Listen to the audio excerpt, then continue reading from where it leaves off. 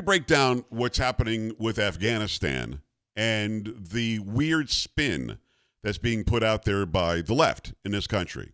It's a very weird spin. I told you yesterday that MSNBC or CNN, somebody, one of those networks, I honestly don't know the difference many times, went to some reporter or host who said after Joe Biden gave that ridiculous speech where he didn't really take any sort of responsibility, and Trump did it, and the Taliban, overran the Afghan army. The Afghan military didn't want to fight, even after we trained them. It was just a bunch of BS. She comes out and says 95% of all of Americans agree with what he just said, which is untrue. A, she has no way of knowing that.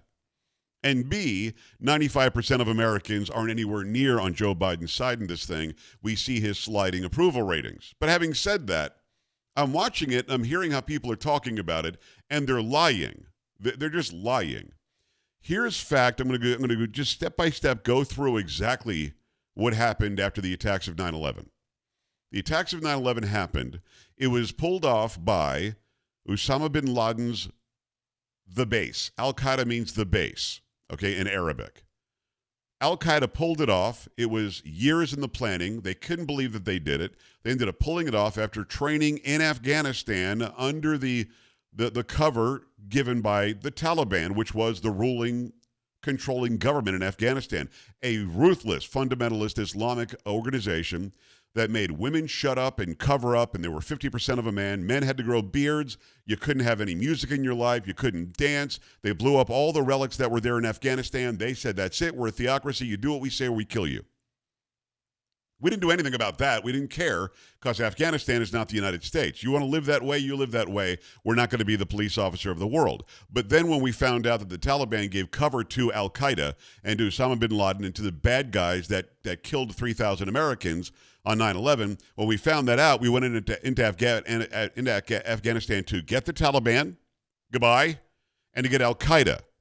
Well, we decimated Al-Qaeda to where it was almost non-existent very quickly. Because of moves made by Obama, it turned into ISIS later because Obama allowed it to happen. Not that I don't think he wanted it to happen, but he allowed it to happen through weak leadership and through thinking that we could have a Muslim springtime or something and do something good with really bad people. That's another story for another day. Get the Taliban, get Al-Qaeda. We got Al-Qaeda very quickly. We had the Taliban leader on the run, and we went in there. We did our job, should have left. We won at that point. The war was over. We got the bad guys, made them pay, killed thousands of people, and that was it. We got them back. But we stayed. And that was a really, really bad decision by George W. Bush. A really, really bad decision. There was no reason to stay there unless you were going to build that country into America East. If you wanted to colonize it and somehow make it free and liberated and make it like us, you would have had to put 1 million troops in there, and you would have had to change history. I'm not for that. We shouldn't have done that. We shouldn't have tried to do that. I don't want to colonize Afghanistan, don't get me wrong. But if that wasn't the plan, then why did we stay? And there's no really good answer for that other than, let's just keep going. So Bush is done.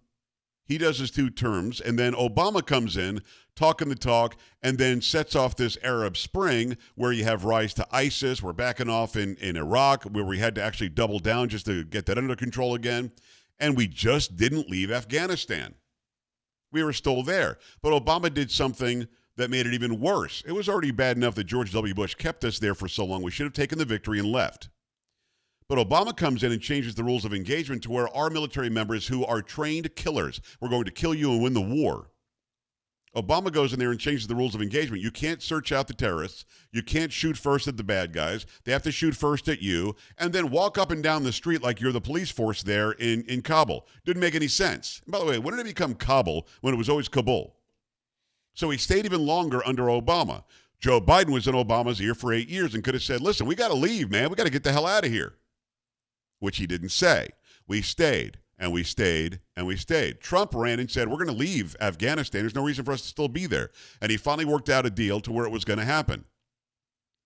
In the deal were contingencies with the Taliban. You've got to do this, this, this, this, this, and this, and if you do those things, we'll leave. They didn't do any of those things. Trump gets voted out, some would say, And then Biden comes in, still does the Trump plan, allegedly, but he didn't make them do any of the contingencies. You have to do these things for us to leave. They did none of them. And then when they saw us leaving, the Taliban rushed Kabul and acted as if they ran us out, which they didn't. That's where we are today. Enough of the lying that the Republicans made them stay, the Democrats made them leave, Biden did something good, Bush did something bad. Bush and Biden both did horrible jobs here. Obama was the worst. He was 8 years in office while this was going on, and he had every opportunity to stop it. Okay? It didn't happen.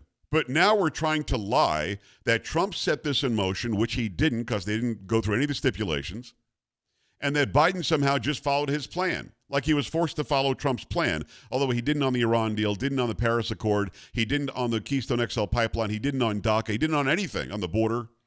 Yet for some reason he had to do Trump's way with Afghanistan, and he didn't do Trump's way with Afghanistan. Don't fall for the lies. Don't fall for the Stephanopoulos BS. Don't fall for the CNN, MSM, and NBC BS, and don't act like your neighbor is happy that Biden did what he just did when Biden didn't do anything. He was on vacation, hiding at Camp David in Delaware, doing something, and then he came out and he read a speech from somebody.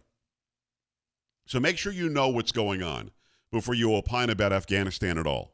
Now, we can argue about whether we should have gone in there. I'm in support of us going in there originally to get the bad guys. Then we should have gotten out. I've been consistent about that. Trump was consistent about that. Most conservatives have been consistent about that. Nobody wanted us just to stay there and be target practice for a bunch of idiot warlords.